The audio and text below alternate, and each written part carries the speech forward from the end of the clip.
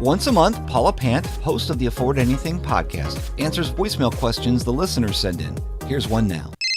Hi Paula, I really enjoy your work and I've learned a lot from you.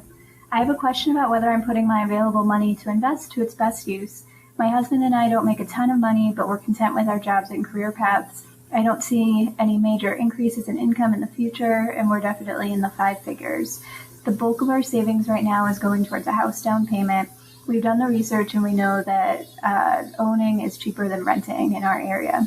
After listening to your interview with Jim Collins, I've been reading his stock series, and I'm ready to start investing with $3,000 in the Vanguard Total Stock Market Fund and work my way up to Admiral shares.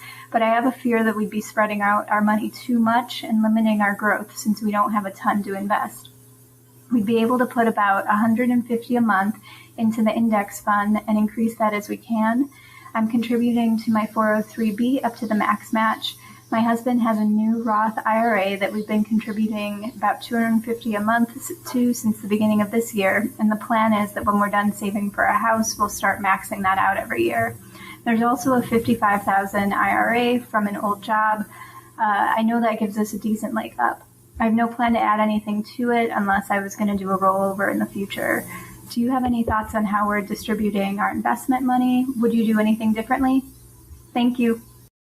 Awesome. Mollie, you are doing a great job at managing your money, so congratulations. I love the fact that you have done the research on renting versus buying in your specific area. That is so important. I love that you've looked into that, you've asked the question, and you have arrived at the informed decision that buying is better in the place where you live. That is so important. By the way, to any other listener who isn't sure if renting versus buying is better in your area, in the show notes, which you can access at podcast.affordanything.com, I'm going to link to an article that I wrote about this, and I'm also going to link to a calculator. It's on the New York Times website that is the single best rent versus buy calculator I have ever come across. Both of those are available in the show notes at podcast.affordanything.com. Mollie, I love that you've done that. I love that you are contributing to your 403b up to the maximum match. I love now that you're looking at other investment opportunities. You're doing a great job. So, to your question, which is that you want to open a Vanguard account, you can right now invest $3,000 into the Vanguard Total Stock Market Index Fund, and you can contribute another $150 a month into that fund. That's what you can do. Your question is, should you? Or, should you do something else? I've got a few thoughts about this. Now, first, assuming that you and your husband have fully merged or fully combined finances, here's what comes to mind.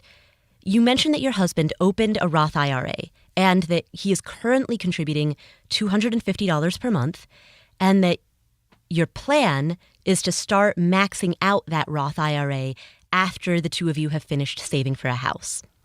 So, first question that pops into mind, where is this Roth IRA housed? Is this at Vanguard? And the reason that I'm asking that is because I see a way for the two of you to combine these goals. Assuming that you're under 50, the maximum that you can contribute to a Roth IRA is $5,500 per year, $5,500 per year.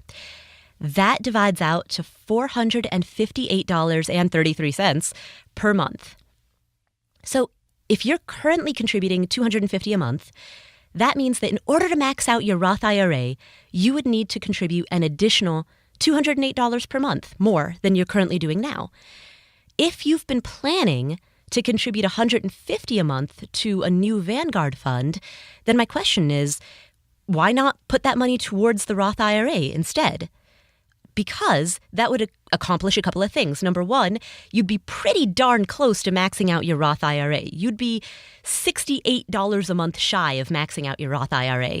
And I'm guessing that if you're $68 a month shy of doing it, that might be the motivation to get you to get that extra $68 in there.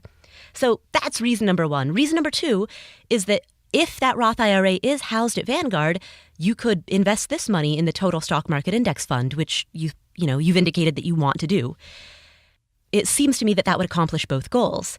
And the Roth IRA holds a whole bunch of advantages. For example, as you probably know, the money that you put in there grows tax exempt, meaning that when you withdraw that money in retirement, you don't have to pay taxes on dividends or capital gains. And the other benefit is that if Armageddon strikes, if you are in a worst case scenario and you need access to money, you can withdraw your contributions penalty free. In a 401k, that's not the case. You'd pay a penalty for trying to access that money. But in a Roth IRA, you've already paid the taxes on the money that you're contributing in. And because you've done that, the law states that if you want to tap that initial contribution, that $5,500 a year, you can withdraw that money without paying any penalties or any taxes. Now, I'm not saying that you should. It's better to keep that money in there.